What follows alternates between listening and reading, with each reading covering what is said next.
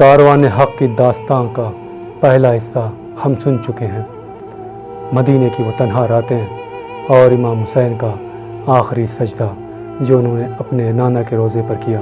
اب یہ کارواں آگے بڑھ چکا ہے اور ظلم کے سائے پیچھے چھوٹ رہے ہیں، اور حق کی تلاش میں یہ کارواں مکہ معظمہ کی جانب بڑھ رہا ہے۔ تاریخ کے اوراق پلٹتے ہیں اور ہم پہنچ جاتے ہیں مکہ معظمہ، جہاں امام کا یہ قافلہ رکا ہے۔ مکہ عبادتوں کا مرکز، جہاں کعبہ کی سرزمین پہ قدم رکھتے ہی روحوں کو سکون ملتا ہے، لیکن ظالم یزید کے کارندے جو امام کے خون کے پیاسے ہیں انہیں یہاں بھی چین سے رہنے نہیں دیں گے۔ مکہ میں ابتدائے شب ہے، ہر طرف حاجیوں کی بھیڑ ہے، لیکن امام حسین علیہ السلام کی نظریں کچھ اور ہی دیکھ رہی ہیں۔ یزید کے جاسوس جو حاجیوں کے بھیس میں کعبے کے ہر کونے میں پھیلے ہوئے ہیں، انہیں بھنک لگ چکی ہے کہ امام حسین یہاں ٹھہرے ہوئے ہیں۔ امام نہیں چاہتے بیت اللہ کعبہ کا یہ پاک صحن ظالموں کے ہاتھوں بے حرمت اور ناپاک ہو۔ یہی سوچ کے امام حسین علیہ السلام حج کے احرام کو عمرہ میں تبدیل کرتے ہیں۔ ایک بڑا فیصلہ، حج جو کہ اسلام کا ایک بہت بڑا رکن ہے، اس کو ادھورا چھوڑ دیا جاتا ہے تاکہ ظالموں کے ہاتھوں کعبے کی بے حرمتی نہ ہو۔ کعبے کو بچانے کے لیے امام اپنی جان کو جوخم میں ڈال رہے ہیں۔ یہ کوئی عام فیصلہ نہ تھا، یہ توحید کی حفاظت کا سب سے بڑا پیغام تھا۔ کوفے کے خط اور رد عمل، اور آسمان سے جیسے خطوں کی بارش ہونے لگی۔ کوفے سے آنے والے پیغاموں کی تعداد ہزاروں میں پہنچ جاتی ہے۔ کوفے کے لوگ جو خود کو امام کا چاہنے والا کہتے ہیں، ان کے خطوں پہ خط آتے ہیں اور ان کی عبارت کچھ اس طرح سے ہے: یا ابن رسول اللہ، ہمارے باغ سبز ہو چکے ہیں، زمینیں ہری بھری ہیں، ہماری فوجیں آپ کے انتظار میں ہیں، آپ کوفے تشریف لائیے، ہم آپ کی بیعت کریں گے۔ ہزاروں خط کوفے کے والیوں مہاجروں کی امیدیں، لیکن امام حسین علیہ السلام کی دوراندیشی، اس نبوت والے دن کی گہرائی ان خطوں کے پیچھے چھپی ہوئی سازش کو بھانپ لیتی ہے۔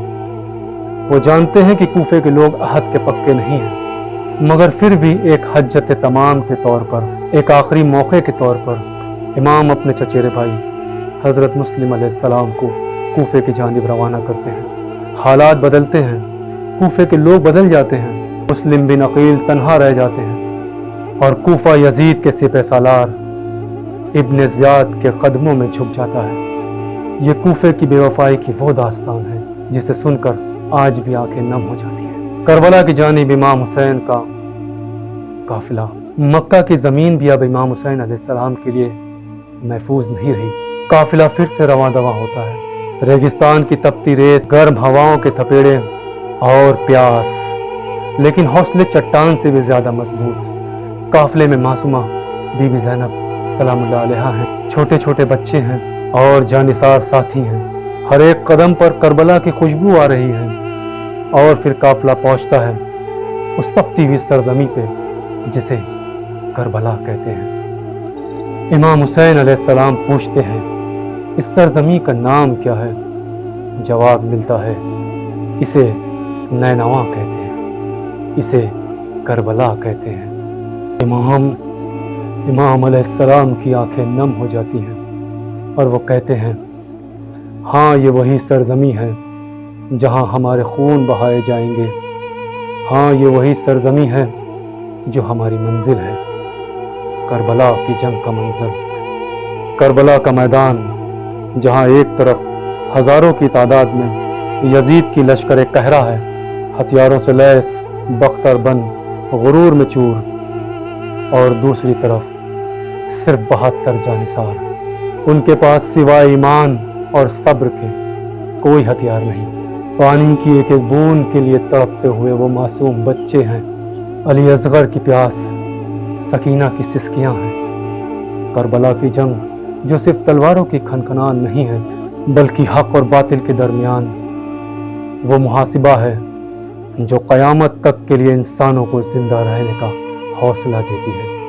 عاشور کی صبح 10 محرم امام حسین علیہ السلام کا آخری سجدہ اور ظالم کا وہ بے رحم حملہ اور امام حسین کا ناحق خون کربلا کی زمین پر بہایا جاتا ہے۔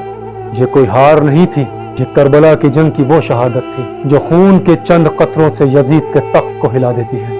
امام کے ساتھی ایک ایک کر میدان میں آتے ہیں، جان کی بازی لگاتے ہیں اور امر ہو جاتے ہیں۔ نوجوان علی اکبر، معصوم علی اصغر اور خود امام علیہ السلام کی شہادت ایک ایسی داستان ہے جو روح کو کپا دیتی ہے۔ کربلا کی جنگ صرف ایک جنگ نہیں ہے بلکہ صبر، انصاف اور خدا کی رضا میں راضی رہنے کی سب سے بڑی درس گاہ ہے۔ یزید نے امام کا قتل تو کر دیا لیکن ہمیشہ ہمیشہ کے لیے امام حسین علیہ السلام کے پیغام کو زندہ کر دیا۔ آگے کیا ہوگا؟